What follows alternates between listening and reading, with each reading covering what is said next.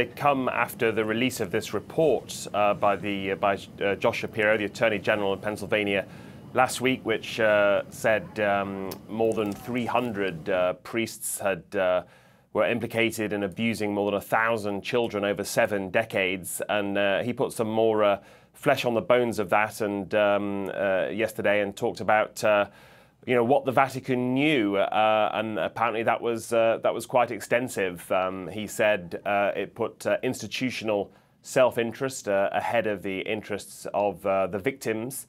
He was careful not to accuse Pope Francis himself of having knowledge of this, but clearly it was an attempt to raise the alarm and say that there had been a very large institutional cover-up by the Vatican Church regarding these cases in Pennsylvania, perhaps signaling that it may have been aware of cases around the rest of the United States and indeed the world.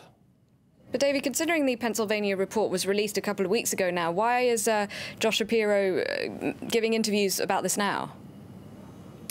I think we're seeing a critical mass here being reached. It also came just a few days after Archbishop Carlo Maria Vigano, who's a former Vatican ambassador to Washington, wrote a 7,000-word letter, and he did directly accuse Pope Francis of failing to act. That was with regard to the cardinal in Washington, D.C.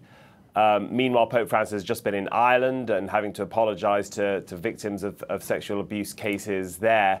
So, as we see in other walks of life, I think this is a pattern that is reaching ahead, and the Attorney General realizes this is the moment, perhaps, for a moment of reckoning for the Vatican Church. And even though these alleged crimes have happened over many years, many decades, it appears to have fallen to Pope Francis to really have to deal with this, and it's a very big test of his character and his ability to do this job.